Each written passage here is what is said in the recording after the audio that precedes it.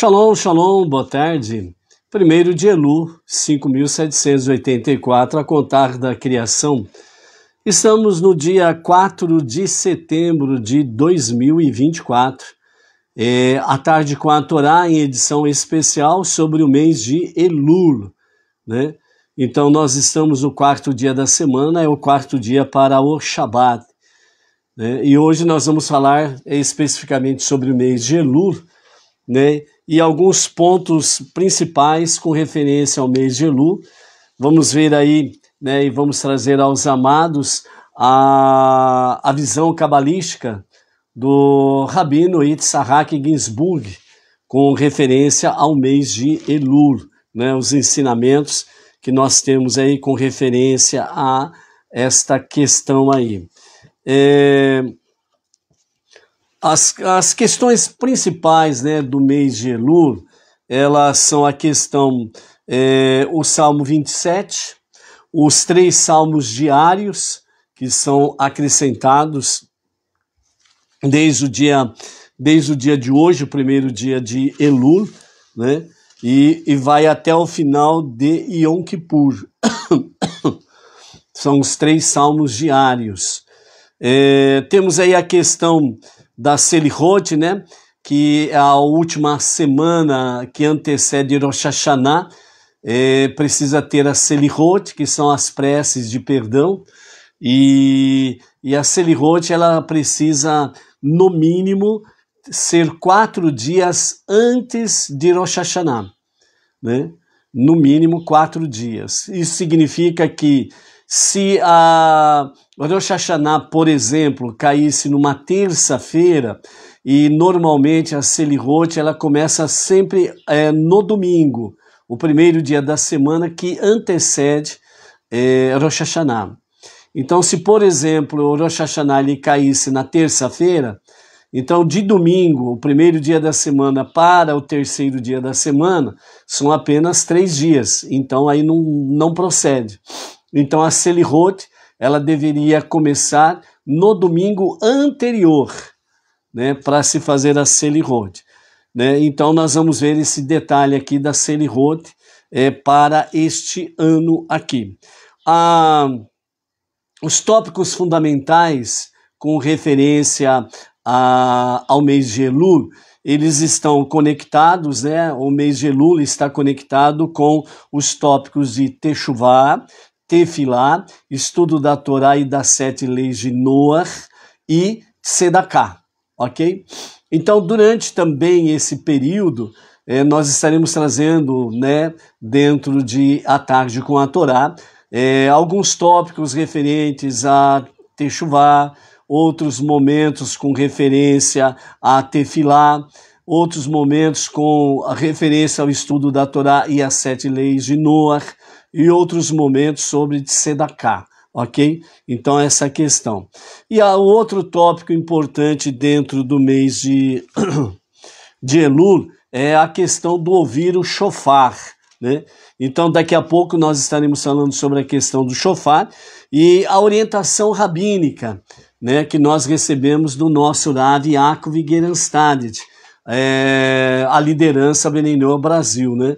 Então, nós vamos falar sobre a orientação do nosso rabino, a orientação do rabino Yaakov Gerenstadt, liderança Benei Noach, ok?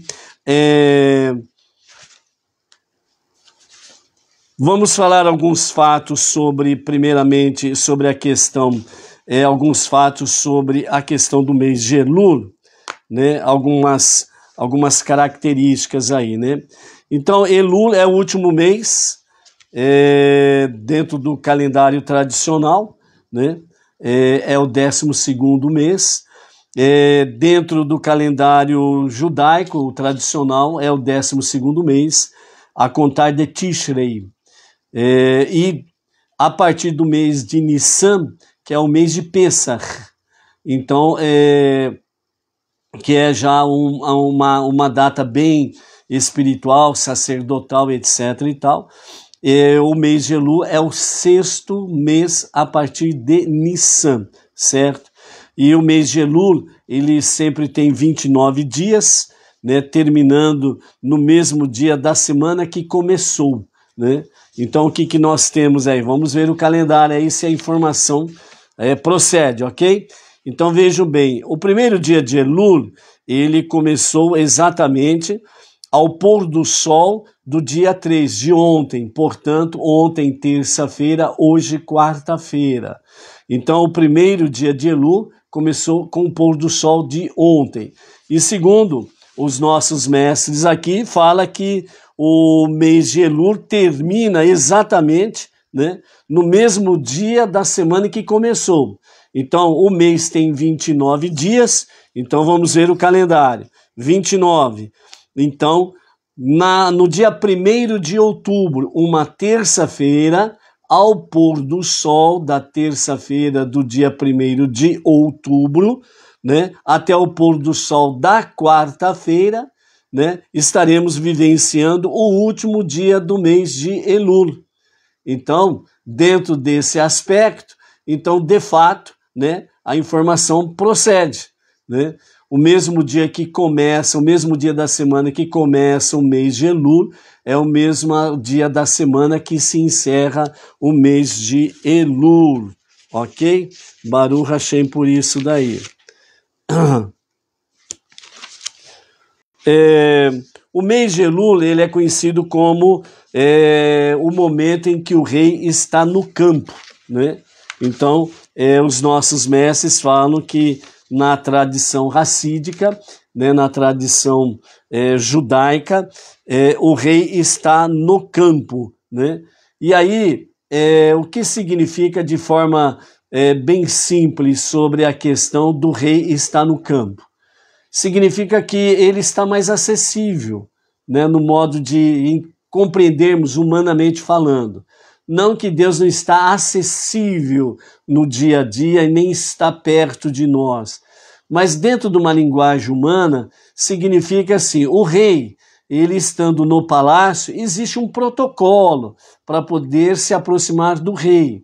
Mas quando o rei deixa o palácio e todas as formalidades e vai para o campo, no meio do povo, então o povo tem um acesso direto com o rei, né? Então aí o povo pode falar realmente com o rei, fazer suas petições, etc e tal. Por quê? Porque o rei está no meio do povo, está sorrindo para o povo, está receptível ao povo e ele está pronto para ouvir e atender o pedido, né, do povo. Então, nessa linguagem humana, é o que os nossos mestres falam, o rei está no campo. Então, significa, o mês de Elul é um mês propício para que você derrame na presença divina realmente as suas petições. Então, no sentido de que você procure a presença do rei, dos reis, que é El Shaddai, né? Que é o soberano, o rei soberano sobre tudo e todos, né? O único Deus, o único Criador, o único Redentor, o único Salvador. E é um momento propício, realmente, de você se aproximar do rei e falar com ele, né? Isso significa o seguinte, um outro detalhe. Você não precisa de tanta formalidade para falar com ele. Ou seja, simplesmente fale com as suas palavras, com simplicidade. Realmente, Deus ama quando nós agimos como uma criança, né? Ele, o Pai soberano, e nós como criança, no sentido de confiar, falar abertamente com o Pai, né? Ele é o Pai, ele é o dono de tudo. Então, é o momento do filho pedir para o pai, pedir isso, aquilo e mais aquilo, etc e tal. É o momento de você realmente abrir, entre aspas, né, o modo de dizer, é o momento de você abrir o jogo, de forma simples, aberta a Deus, né? Senhor, eu peço a Ti isso e mais aquilo. E Ele, como Pai, Ele vai filtrar aquilo que é pertinente você receber de imediato, o que é pertinente você receber a meio prazo, né? O que é pertinente você receber a longo prazo. Então ele conhece os filhos, E ele sabe que cada um é cada um, e então ele sabe como responder a cada filho. Mas o rei está no campo significa isso. Ele está acessível. Você apenas precisa abrir o coração de forma simples e falar com ele. É um momento, por assim dizer, seguindo aqueles 4 caminhos, Techuvá, Tefilá, estudo da Torá e das 7 leis de Noa e a de Sedaká. Você seguindo o caminho, o filho da obediência, certo? E derramando na presença divina realmente as suas petições. É ele que realmente traz as respostas de forma que nós possamos desfrutar dos seus benefícios, ok? O mês de Elul, ele é também uma hora propícia à introspecção, ou seja, reflexão que a pessoa faz sobre o que ocorreu no seu íntimo, sobre suas experiências durante o ano que está para se findar, né? Os seus altos e baixos. Então você vai fazer uma introspecção durante esses 29 dias de Elul, aonde você acertou, aonde você errou, aonde você foi mais forte, aonde você foi mais fraco, aonde você respondeu prontamente o sim para Hashem e aonde você respondeu não para o Pai. Espera aí, nesse ponto que eu falei não para o Pai, eu preciso me corrigir. Então é o momento da introspecção dentro desse aspecto, reflexão. E dentro do campo da psicologia ou dentro da psique, nós temos a questão de observação e descrição do conteúdo nosso. Qual que é o nosso conteúdo? Pensamentos, sentimentos, certo? Né? A nossa mente, né? Como que ela andou nesse ano que está se findando? Onde que ela esteve? Lembrando que o nosso Rebbe Menachem Mendel, ele fala, né? Cuidado com o que você pensa, porque os seus pensamentos, aonde eles estiverem, ele está levando você integralmente. Então, cuidado com os seus pensamentos, porque aonde os seus pensamentos estiver, lá você estará. Então, por isso que é importante, cuidado com os pensamentos. Então, na questão da introspecção, nós temos 2 níveis, a reflexão e a psique, né? A reflexão fala exatamente sobre tudo o que ocorreu, né? Com referência a nós, né, o nosso íntimo, e sobre as nossas experiências durante o ano que está se findando. O outro aspecto da nossa psique é exatamente aquela observação do nosso conteúdo, o nosso interior, que está conectado com o quê? Com pensamentos, sentimentos e com a nossa própria mente, a nossa mentalidade. Vejam bem, amados, uma das questões fundamentais dentro dessa questão de mentalidade é exatamente se nós, durante o ano que está para se findar, se nós tivermos uma mentalidade mais judaica ou se nós tivermos uma mentalidade mais dentro do campo das religiosidades da idolatria. Significa, realmente eu mudei bastante a minha mentalidade para ser uma mentalidade judaica, ou eu ainda estou com a minha mentalidade mais dentro do campo das religiões, da idolatria, do que no monoteísmo com fundamento judaico? Como que está essa questão da nossa psique, a nossa própria mente? É uma questão que nós precisamos sempre estarmos trabalhando dentro desse aspecto aí, ok? Então, nesse sentido aí, né, os sábios dizem assim, dedique um tempo para Reshbon Hanefesh. Reshbon Hanefesh, que significa contabilidade da alma, ou seja, como que está a sua contabilidade da sua alma? Ela está mais leve, mais suave, né? Está mais tranquila, ou ela está pesada, carregada? Como que está? Então, a contabilidade da alma, né? Techuvá, Tefilá, estudo da Torá e das 7 leis de Noa e a Tzedaká. São ações que mudam todos os maus decretos contra nós, entendeu? Então, é importante sobre essa questão aí, ok?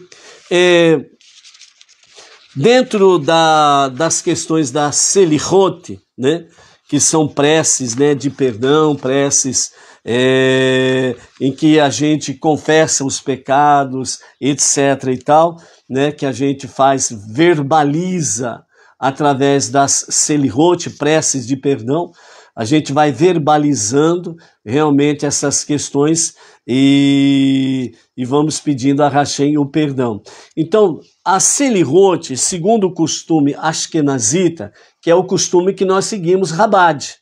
Então, Rabad é o costume ashkenazitas, certo?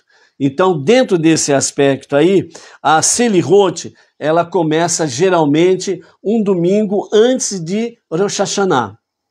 Então, vamos trocar em miúdos essa história.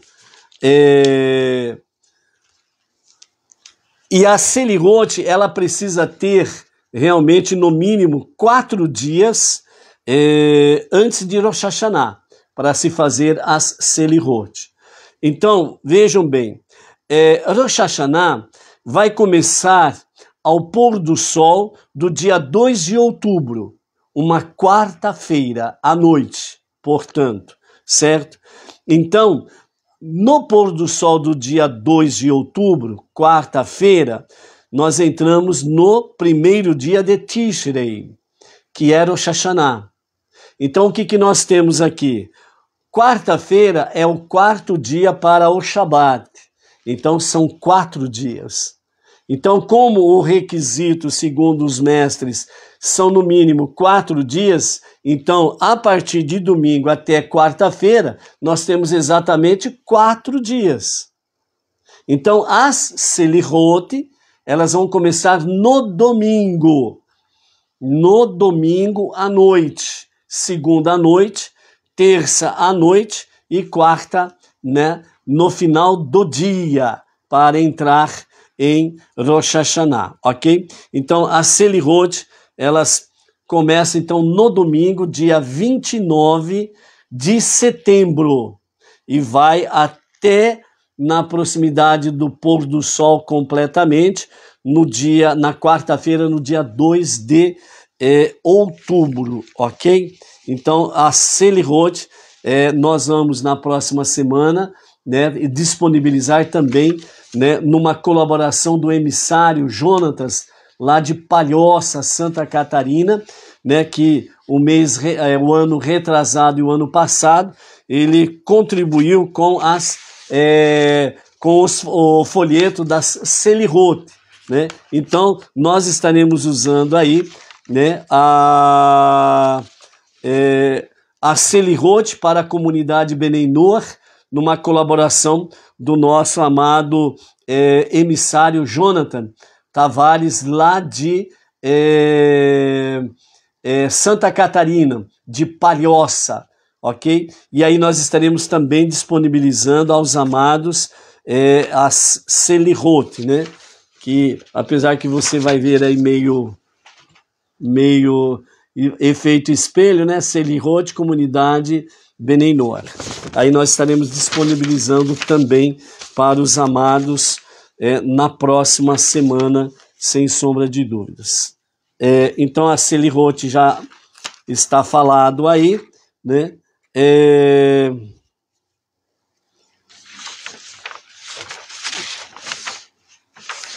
A partir de hoje, né, os nossos mestres falam que ao assinar cartas, né, antigamente tinha muito costume de cartas, né, hoje é mais difícil, mas ao encerrar ligações telefônicas, né, você ligou para alguém, você recebeu ligação de alguém, etc. e tal, no término das conversas, né, quando você estiver ou por telefone ou pessoalmente, você estiver com pessoas e você chega e sai, né, tanto na chegada como na saída principalmente, então a saudação é Ketivá Vehatimá Tová. Ketivá Vehatimá Tová, que significa que seja escrito e selado para sempre, né? Essa é uma tradução. Outra tradução livre também fala Ketimá Vehatimá Tová, que significa que sejam escritos e selados para um ano bom, né? Está implícito aqui o quê? Sejam escritos e selados onde? No livro da vida. Então está implícito aqui o livro da vida, entendeu? Tem alguns que têm o costume de acrescentar o metuká, que é Ketivá, Vehatimá, Tová, o metuká, que aí fica como? Que sejam escritos e selados para um ano bom e doce, ok? Então pode-se fazer essa saudação nessas duas formas. Quem quiser acrescentar o metuká, né, doce, então fica que sejam escritos e selados para um ano bom e doce, né? Justamente por nós não termos um costume constante dentro deste aspecto, muitas vezes nós acabamos esquecendo, né? Mas alguém precisa lembrar, como diz o outro, né? Alguém tem que lembrar, meu Deus do céu, né? Então, por isso, você lembrando, chegou para conversar com alguém, saiu depois da conversa, telefonou, vai desligar, então vê lá, você não guardou no hebraico, fala a palavra em português. Que sejam escritos e selados para um ano bom e doce, ok? Então, assim vai essa saudação, sem sombra de dúvidas, aí para auxiliar no dia a dia. E a questão, né, muito importante, que é exatamente a questão do Salmo 27, né? Temos 3 salmos diários que são acrescentados dentro da liturgia das preces, né?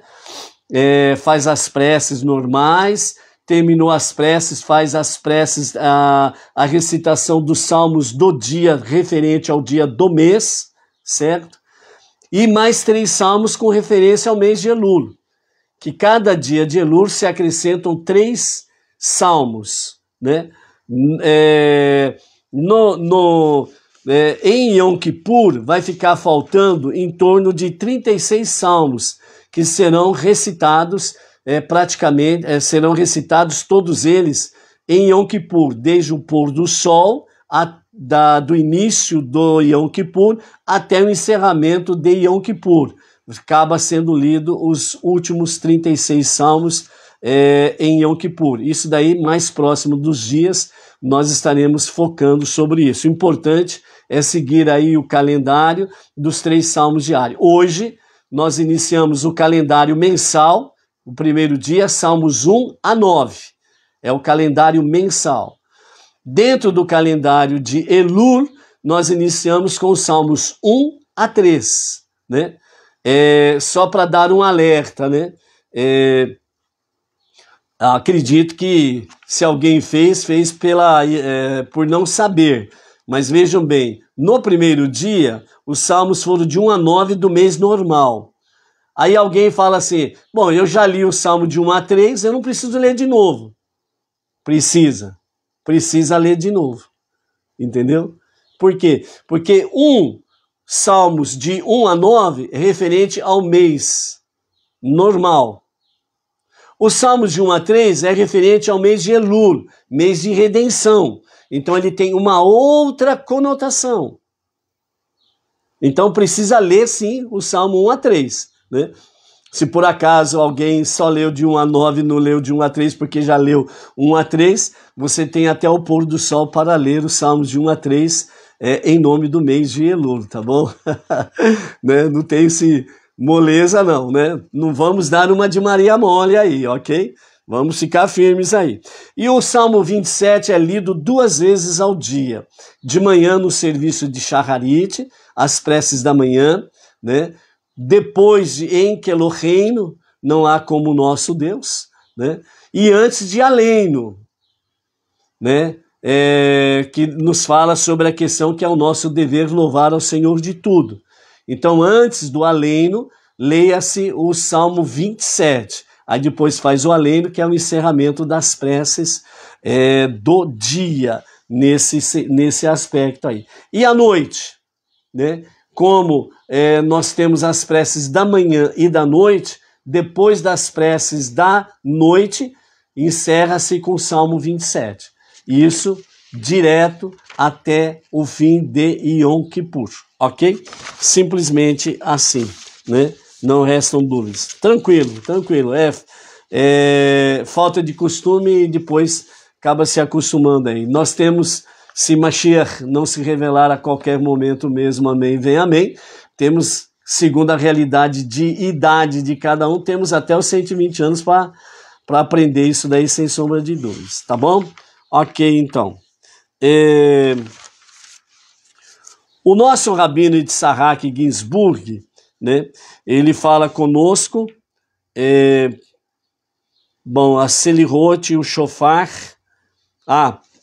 Vamos falar sobre o Shofar aqui antes da gente ir para o Rabino Yitzhak Ginsburg.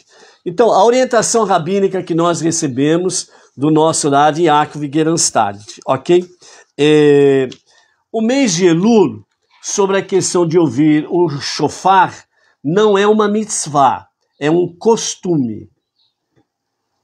Por que é um costume e não uma mitzvah? Para diferenciar de Rosh Hashanah.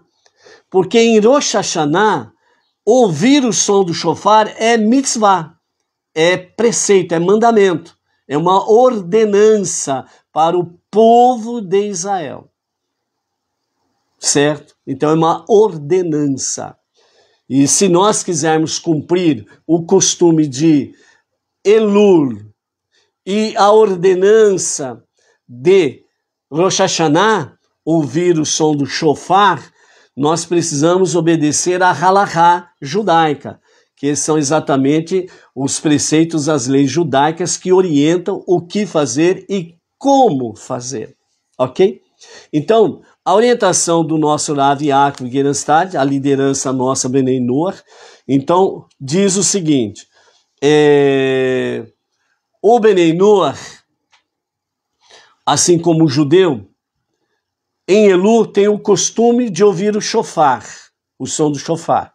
E o povo judeu, em Rosh Hashanah, tem a ordenança, o dever de ouvir o som do shofar. Ok? Então, essa é a diferença de costume de Elul e de ordenança em Rosh Hashanah. Então, em Elul não é uma ordenança, é um costume. Em Elul não é uma mitzvah, um mandamento, é um costume. Ok? Mitzvah, mandamento, é em Rosh Hashanah. Ponto. Agora, qual é as suas coincidências positivas e negativas? Então, vamos falando pelas questões aí positivas e negativas. Para ouvir o som do shofar, atendendo um costume de Elul, e se quisermos obedecer a mitzvah em Rosh Hashanah, as coincidências são as mesmas. Ou seja, o costume e a ordenança é a mesma, tanto para o judeu como para o Bnei Noach. Ok? Isso significa o quê? Que para ouvir o som do shofar tem que ser ao vivo e a cores, sem instrumento tecnológico. Ou seja, hoje nós tivemos aí o nosso rabino Michel Tabassenik, né, que entrou ao vivo e trouxe aí o som do shofar. Então foi usado uma tecnologia da internet. Então ouvir não tem nada demais, mas não é uma obediência ao costume. A mesma coisa em Rosh Hashanah. Através da internet, ou através de vídeo, ou através de áudios, meios tecnológicos, ouvir o som do shofar não obedece nem ao costume e nem à mitzvah de Rosh Hashanah. Para se obedecer, né, à questão do costume de Elul e a ordenança de Rosh Hashanah, tem que ser ao vivo e a cores, aonde a pessoa está tocando o shofar. Fora isso, não é uma obediência nem ao costume e não é uma obediência nem à ordenança, entendeu? Então, por isso, né, nós que não temos aí nas nossas localidades alguém que possa tocar, um judeu ou um Bnei Noach que toque. Veja bem, tem uma diferença também, amados. Quem toca o shofar e é idólatra, você não pode ouvir. Porque aquela pessoa, ela é idólatra. Ela pode até saber tocar o shofar, mas ela não está tocando o shofar dentro da pureza, da santidade, do respectivo mês de Elul e nem de Rosh Hashanah. Entendeu? Então, tem esse diferencial aí também que precisamos estar conectados sem sombra de dúvidas, tá? Então, um judeu ou um Bnei Noach que sabe tocar shofar, né, para cumprir o costume ou a ordenança, precisa estar no mesmo lugar em que ele está tocando shofar. Ao vivo e a cores lá, não através de live ou coisa semelhante. Ok? Então, nós estamos corrigindo esse entendimento aí para a turma poder entender essa questão logo aí, tá bom? Ok?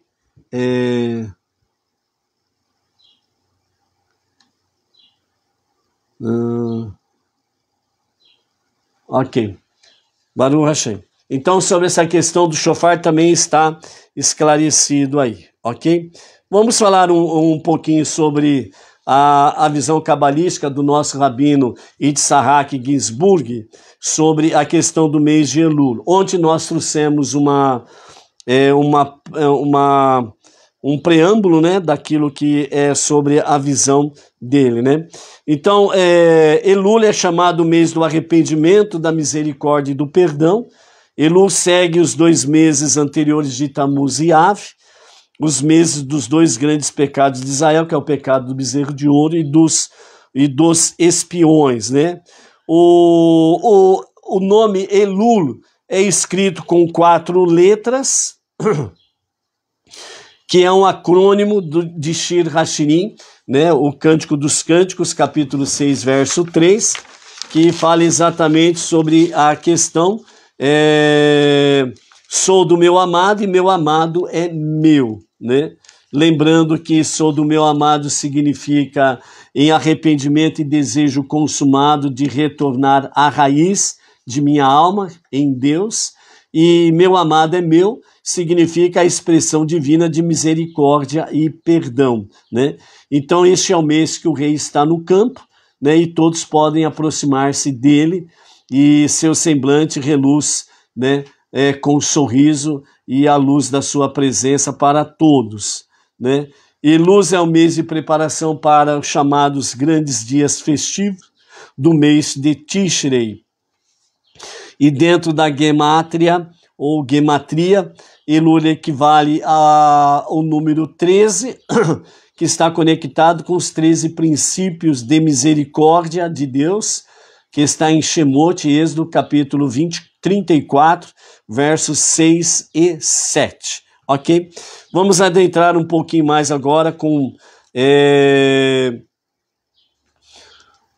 sobre a questão da letra do mês. A letra do mês é Yud, né? Yud. Yud, ele é a primeira letra do tetragrama sagrado, certo? Então, Yud, traço rei, traço vav, traço rei, certo? Então, Yud é a primeira letra do tetragrama, né? O tetragrama não pode ser pronunciado as 4 consoantes direto. Então, por isso que normalmente em estudo, né, as pessoas falam Yud, tracinho, rei, tracinho, vav, tracinho, rei. Justamente, né, esse tracinho vem quebrar, né, a pronúncia das 4 letras para não fazê-la direta. Por quê? Porque é proibido, né, pronunciar as 4 letras de uma vez só, numa sequência só. Precisa ter uma interrupção, tracinho, barra, certo? Para poder continuar falando as outras letras, né? Então, por aí você tira uma base que o tetragrama sagrado, ele não pode ser escrito, né, em nenhum lugar, né? Tem gente que escreve o tetragrama, né, numa parede de um prédio, né, numa oficina, né, numa loja, né? Tem outros que escrevem o tetragrama no púlpito da sua instituição religiosa e por aí afora vai. Não pode escrever o tetragrama sagrado de 4 letras em hipótese nenhuma, ok? É proibido. A de Machado está perguntando, então não é certo ter uma correntinha com as 4 letras? Não, não é certo ter uma correntinha com as 4 letras do tetragrama sagrado, ok? O tetragrama sagrado, a placa que ia na testa do Kohen Gadol, né, era o tetragrama sagrado e Kadosh. Era só usado dentro do Santo dos Santos. Não pode. O tetragrama sagrado é algo inefável, ou seja, não há uma explicação humana para falar da grandeza que é o tetragrama sagrado. Entendeu? Então, e tanto é que o tetragrama sagrado ele era usado somente pelo Kohen Gadol. Então, por isso, tomar muito cuidado com isso daí, certo? Então, os livros, você pode observar que normalmente onde tem o tetragrama sagrado, geralmente tem uma vírgula, tem um tracinho nas literaturas sérias, né? Nas literaturas sérias, geralmente tem vírgula, um tracinho, algo semelhante, né? E a expressão ado tracinho nai, que é outra expressão fora das preces, também não pode ser dito inteiro, certo? Ado tracinho nai. Não pode falar direto o nome inteiro. Por quê? Porque ado tracinho nai é o que substitui o tetragrama sagrado. Então essa expressão também, ela não pode ficar por aí, como muitos fazem, pintando o caneco com esse nome. Esse nome é sagrado. Coloca o nome em carro, em oficina, em loja e por aí afora vai. É para ser preservado. Entendeu? Então, muito cuidado com essas questões aí, amados, né? Existem linhas, né, chamadas tradicionais, progressistas, liberais. Essas linhas pode-se fazer de tudo praticamente, ok? A ortodoxia, não. Ela orienta não fazer essas coisas. E levar com muita seriedade as coisas de Hashem, ok? Então, vejam bem, dentro do tetragrama, a primeira letra é o Yud. Então ele é chamado de o Yud, inicial. E dentro da expressão ado, tracinho nai, o Yud é a última letra do nome. Então ele é chamado de Yud final, ou que está no fim da palavra, certo? E o que significa isso? O primeiro Yud, início do tetragrama, é a essência da divina misericórdia de Hashem. Então essa conexão é da divina misericórdia de Hashem. O Yud no final de Ado tracinho Nai é exatamente a manifestação da divina misericórdia de Hashem. Certo?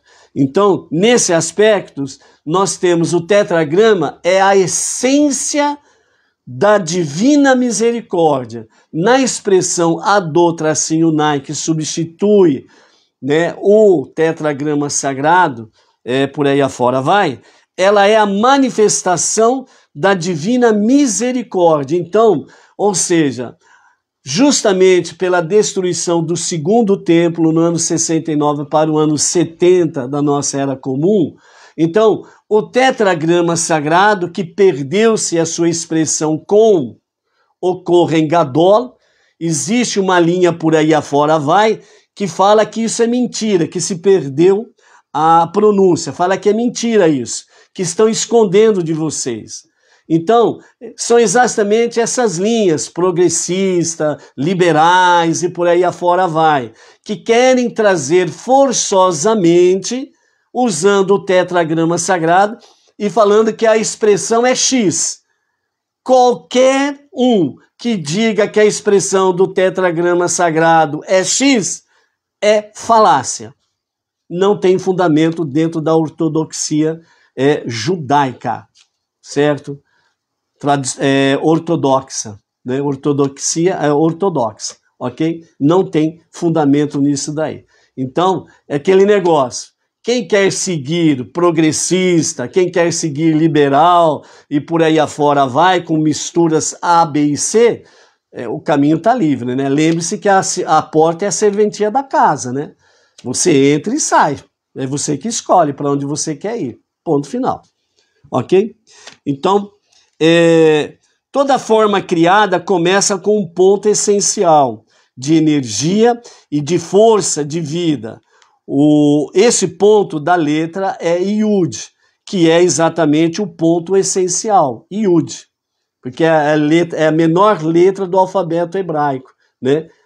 Parece uma vírgula, né? Que significa pontuação, por isso fala ponto, que ela é pequenininha, né? O Yud, ok?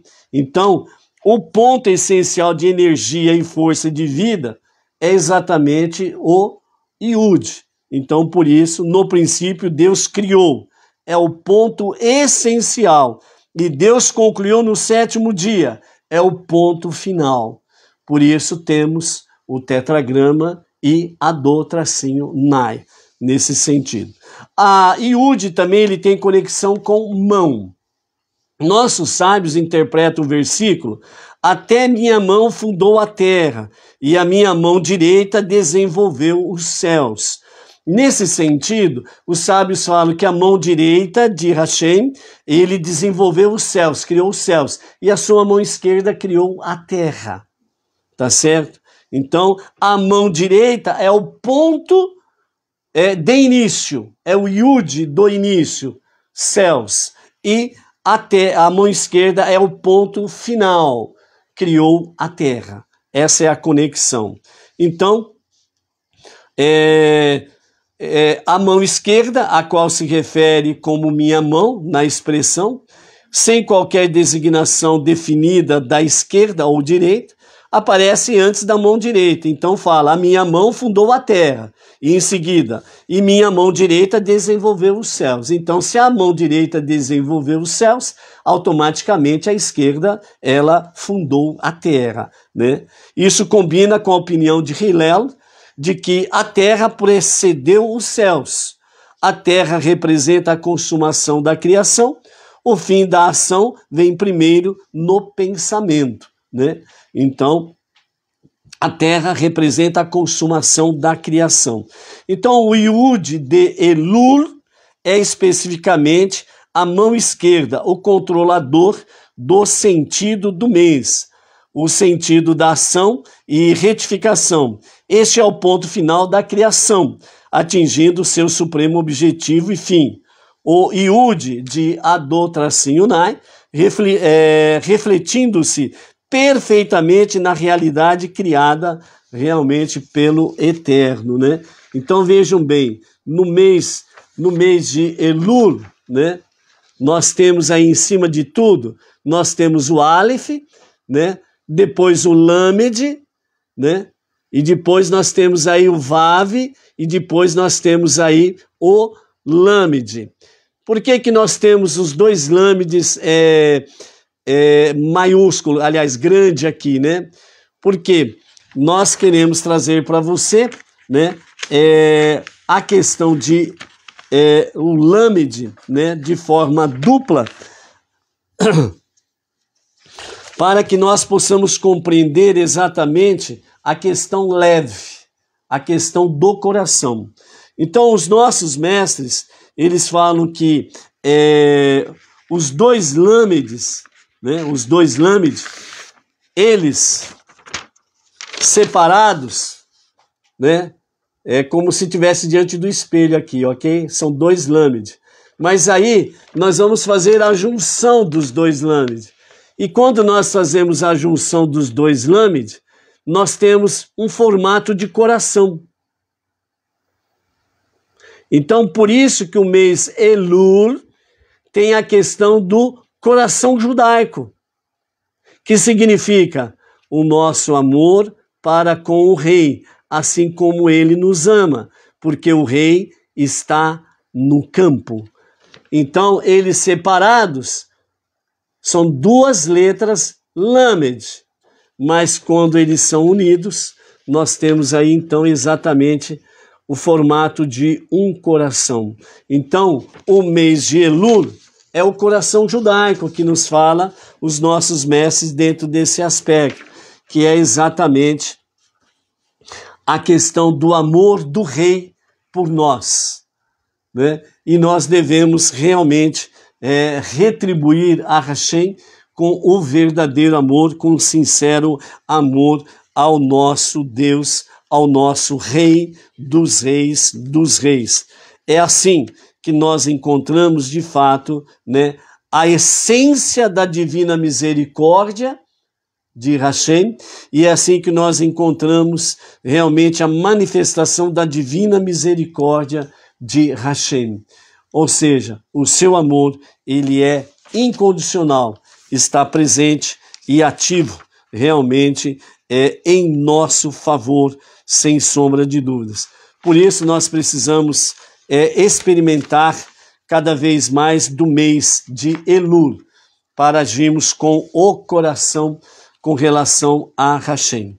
E é necessário, né, para nós finalizarmos aqui, tem muita coisa sobre questão de Elul, com a graça do Eterno, nós estaremos aí, né, no dia a dia aí, falando em A Tarde com a Torá, junto com a Paraxá da semana, e dependendo da situação, faremos outra A Tarde com a Torá especial de Elul, e vamos tocando só na questão de Elul, Techuvá, Tefilá, estudo da Torá e das 7 leis de Noa e de Sedaká, ok? Durante o mês de Elul aí, vamos vendo aí, provavelmente vamos fazendo algumas lives especiais aí.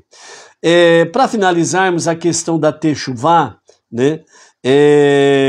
Techuvá, segundo a carta da Techuvá, Igeret HaTechuvá, né, que se encontra no Tânia, que o nosso Alter Rebbe nos oferece, nos fala nesta questão de Igeret HaTechuvá, carta de Techuvá, carta de retorno a Deus, né, para um verdadeiro e genuíno arrependimento.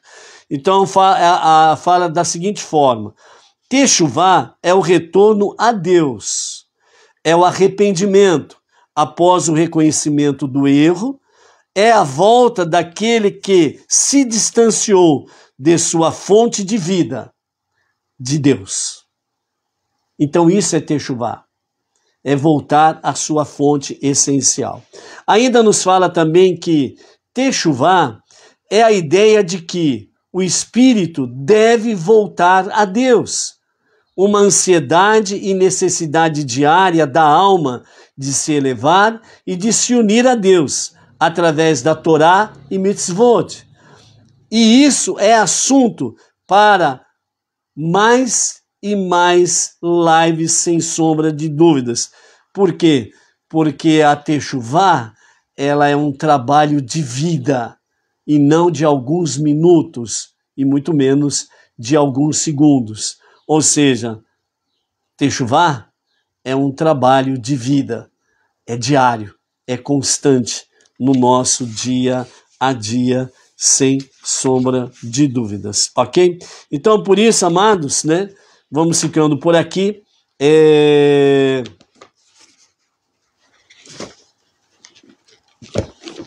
Mais para frente, nós estaremos falando com mais detalhes sobre os 13 atributos, mas você pode visualizar os 13 atributos, né,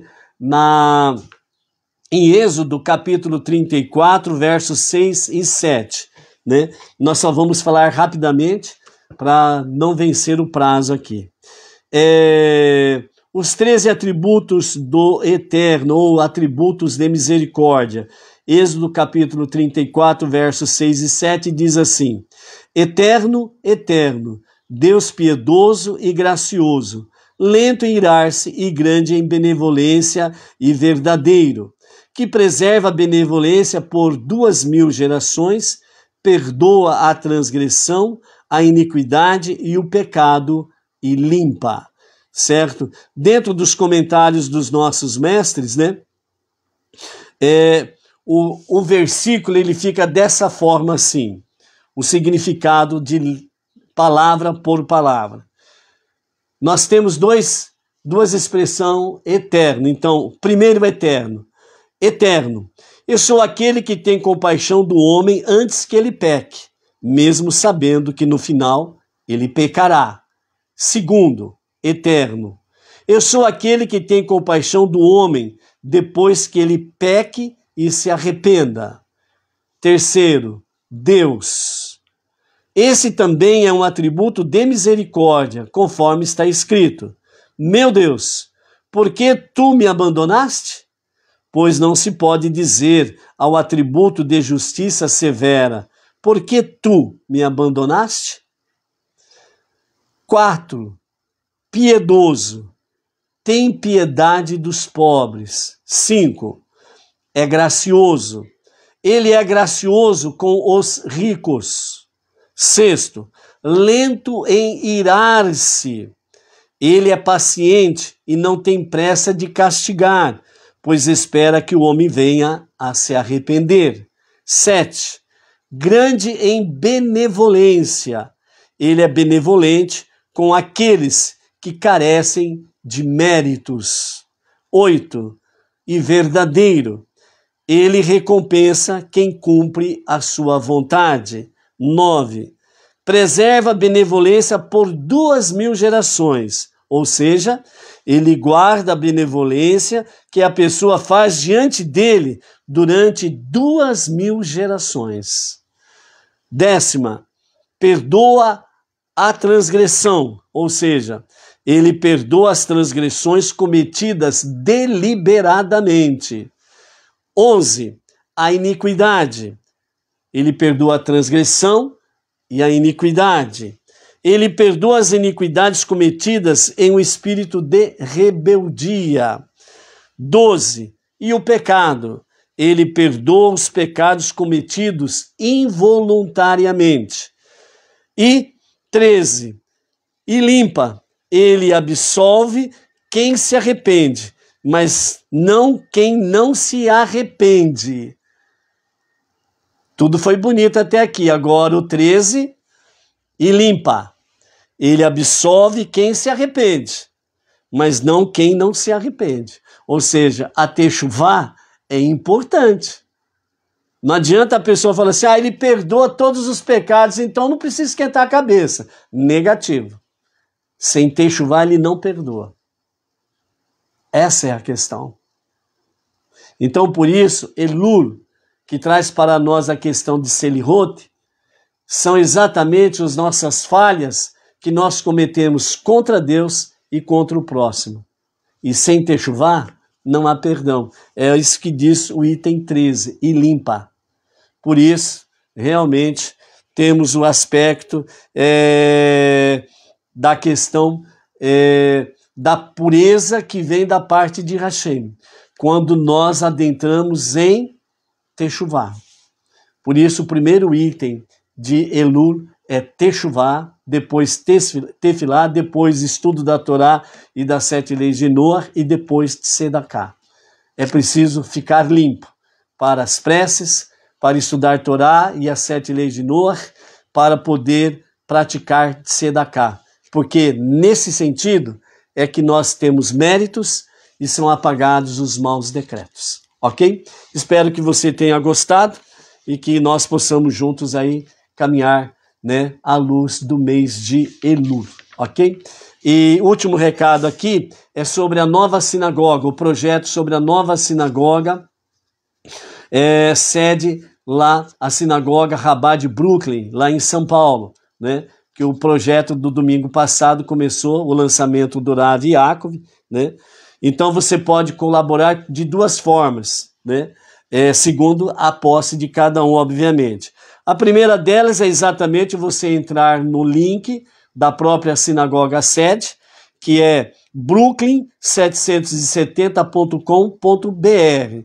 Ou você pode entrar de forma coletiva com a sinagoga Benei Noach Regional Bauru, a nossa sinagoga aqui, Benei Noach, né? E você pode fazer a sua Tzedakah para o CPF 369-403-68817, que é da nossa segunda tesoureira, Thaís Pereira Martins Ribeiro, né? E até o dia 19 de cada mês, nós aguardamos, né, o envio de cada Tzedakah, e aí vamos enviar a mensalidade de R$600 que nós assumimos junto à sinagoga, sede lá de São Paulo, e cada mês, de acordo com isso, nós estaremos, né, a nossa tesoureira estará emitindo um relatório que será colocado na sinagoga Benei Noach Regional Bauru e também nos nossos canais Benei Noach Bauru e região, e aqueles que vêm de forma fora dos nossos grupos, né? Nós estaremos enviando, né, individualmente o relatório para cada pessoa, olhando o seu investimento na construção da nova sinagoga. Ok? Com a graça de Hashem, amanhã, quinta-feira, nós estaremos de volta para o nossa tarde com a Torá de forma normal e a Parashá da semana, com alguns comentários de Elul. Ok? Shalom, shalom. Até lá.